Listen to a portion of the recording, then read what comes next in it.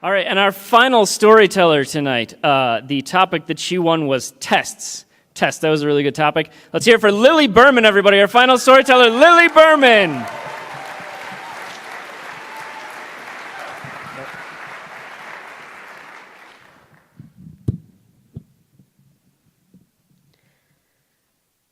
It was a Friday afternoon before a long 4th of July weekend when my cell phone rang, and the voice on the line said, "He's dead. He killed himself this morning." And out of nowhere, I went from being in my office to being underwater, just swirling. I knew him because he was a friend of my boyfriend's, a purveyor of warm hugs and these sly smiles like he always knew a secret. And that spring, he went to jail for another DUI, and so I thought I would keep him company by writing to him. My letters were superficial at first, and then when I broke up with that boyfriend and moved out of our house and away from my dog, they became like a diary, like a lifeline. And as the intimacy of my communication grew, so did his. And he wrote me about the types of dogs he wanted to get when he got out, and how the sunrise through the jail cell looked like this deep, rich orange, like the yolk of our friend's backyard chicken eggs. And he folded a white piece of paper into thirds, and on the front drew me the most beautiful calla lily in pencil. And on the inside, in these immaculate hand-drawn lines in this beautiful cursive, wrote me something that I'll never share with anyone. And then I saw him one time, and then I got that phone call. And I knew I had to get out of my office without anyone asking me what was wrong, because there was no speaking what was wrong. And so I willed my tears back into my eyes, and I ran out of there. And the next few weeks were this blur of grieving alone. You see, to me, grief is two things. The first thing is vulnerability, like when you're crying and someone asks you what's wrong, and you have to open your heart to them and tell them what's wrong, and I didn't want to talk about it. And then the other thing is this burden, like you're opening your heart to them and crying, and suddenly they have to figure out the right thing to say or do to make it better. And I didn't want to burden people, so I was really alone in my grief. Later that summer, I went to see one of my favorite bands, My Morning Jacket, play at Red Rocks. And they have this song that the singer wrote about losing a friend to suicide. And I heard the words newly that night. "In a dream I saw you walking, like a kid, alive and talking. It was you."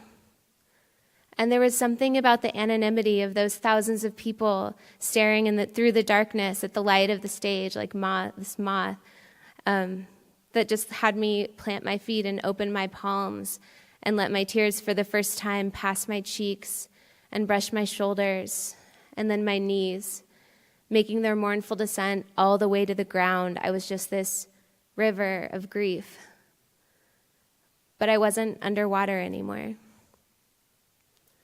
The next year I went to see them perform again at Red Rocks, and I was asking the groups in the front if I could sit with them.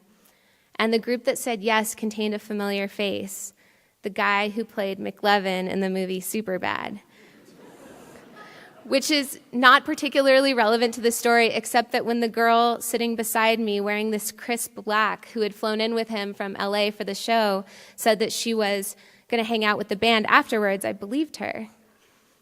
And something in me just switched. I had to tell him, the singer, about the year before. And so I dug through my bag and found the only piece of paper I had, which was my copy of The Atlantic. And I took out one of those subscription cards and scrawled sideways across whatever offer they were offering. "Dear Jim, thank you for writing this song, and thank you for continuing to sing it. I'm less alone because of you, and I hope that you're less alone reading this."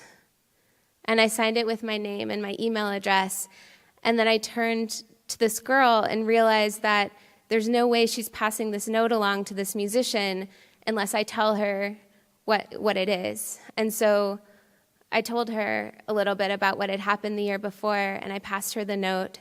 And the music started playing, and she swirled away from me and this big group of friends all dancing. And I was dancing too, until I heard those first few mournful chords. and I planted my feet, and I opened my palms, and I prepared for another solitary ceremony until I felt this warm arm around my shoulder. And I turned, and it was the girl from LA. And she said, "This is the song, isn't it?" And I said, "Yes." And so she planted her feet too, and she held me, still and unwavering, while my tears touched the ground again. And I let her hold me for the entire song.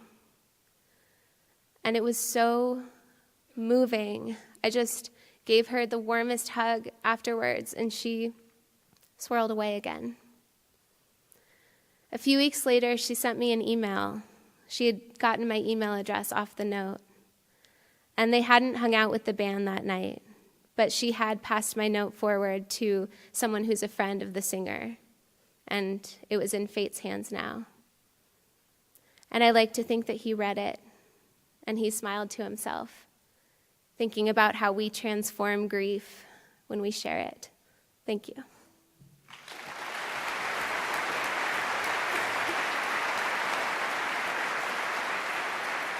Keep it going for Lily Berman.